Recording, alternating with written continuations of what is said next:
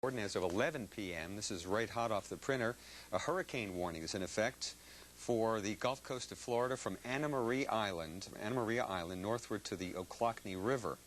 And a tropical storm warning is in effect for the Gulf Coast from Bonita Beach northward to south of Anna Maria Island and from west of Ocklawahnee River westward to Indian Pass. So if you live on the west coast, you know what that's all about. Maximum sustained winds still at 75 miles per hour. Pressure 985 millibars, which is down a couple of millibars. And the movement to the north-northeast at 10 knots, which would be 12 miles per hour. So nothing has changed on that score. So this hurricane, a minimal hurricane, is heading toward Florida. We're beginning to feel some of the fringe effects right now. Once again, these hurricane watches have now become hurricane warnings because hurricane conditions are expected in the warning area during the next 24 hours. And then the anticipated track would still be fairly slow through northern Florida Sunday night and Monday into southeast Georgia and parts of the Carolinas. Will it be a hurricane at that point? No, it will not be. But still, it'll be putting down tremendous rain. There'll be coastal flooding developing here along the east coast of Georgia and the Carolinas. So that'll be something. Right now, there are no watches in effect outside of the state of Florida. And some of the watches include a flood watch for Jacksonville, Gainesville, Tampa, Tarpon Springs, down to Fort Myers along the west coast, and in toward right around Orlando and Daytona Beach. A flood watch is in effect. So that's the latest on Hurricane Gordon from the National Hurricane Center and here at the Weather Channel. Tropical Storm Florence, it's a tropical storm now packing maximum sustained winds of 70 miles per hour.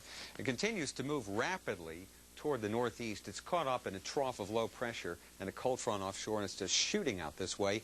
The movement now northeast at 27 knots, which is 31 miles per hour, and this will weaken, become an extratropical gale center over the northern part of the Atlantic Ocean. Our next tropical disturbance is one which is creating some showers.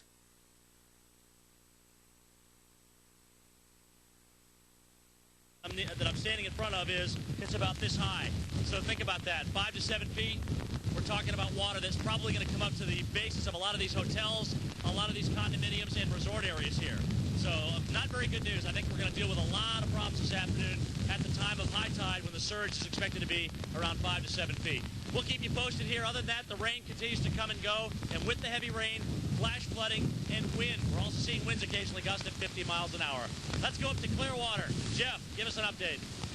All right, thanks, Jim. And he's battening down the hatches at Longboat Key. We're battening down the hatches here as well in Clearwater. Hasn't been all that bad yet, but we've seen some winds gusting 35 to 40 miles an hour, just over tropical storm force. The same band that Jim has been dealing with for quite some time is just now starting to get into the Clearwater area. And the wind is getting gustier and the rain is coming down. In fact, I'm going to reference you off the end of the pier out there. You can see how dark it is out over the open ocean.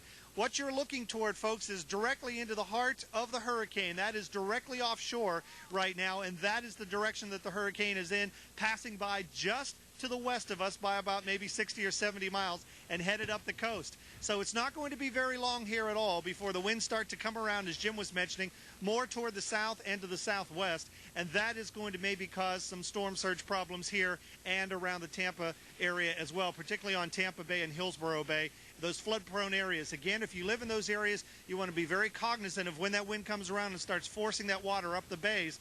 You may be flooded very, very quickly. That is going to happen. If it does, probably within the next few hours as the wind shifts around. We'll keep you updated from here in Clearwater Beach. Right now, let's go to Dr. Steve Lyons.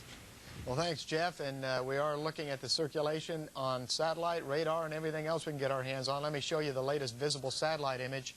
You can see where it is right now. There's the center. You can see it, and it's moving in that general direction. And Jeff was just at that star right there. So you can see he's just in the northeastern sector, but it's going to remain offshore and head up toward the general area, toward the Cedar Key area. Now, keep in mind that if you're on the west side of this, you're not going to get much surge at all along the coast. If you're on the east side up in this area, you could get a significant amount of surge. You're going to see the surge rise rather quickly over where Jeff is, but we don't expect it to be too traumatic right there, maybe 3, 4, at the very most 5 feet as it moves by to the north. Down to the south where Jim was, the surge is just about at its maximum, and it's probably going to go down from there. Now let's look at the infrared satellite image. You can see the low-level circulation is well to the south of the upper-level clouds that have raced off to the northeast. So we don't see any signs of strengthening right now, at least based on the satellite imagery. Big band of showers coming into the Sarasota area and up toward Tampa. You can see that's going to be associated with some gusty winds. But right now we think the hurricane winds, for the most part, for most of the areas, will remain offshore, but not the rain. The rain will be onshore, and you can see we've had a tremendous amount of rain over the last 12 to 24 hours, some of it very heavy down to the south, and it's starting to accumulate to the north. You can see that band that's coming in toward Tampa is accumulating quite a bit of rain over the last few hours.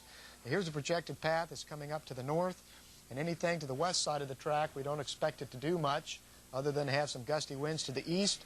We expect that it could potentially come off the coast just a little bit, and in that case, after it makes a landfall, becomes a storm, it may strengthen to a little stronger storm offshore briefly before it comes back onshore and goes up the east coast. Most of the rain in that case will be offshore, not onshore, but you could see some rain all the way up the east coast with this system. Let's go back to the studio now. Thank you. And that's Dr. Steve Lyons, hurricane expert. In addition to dealing with the hurricane, we're also seeing severe...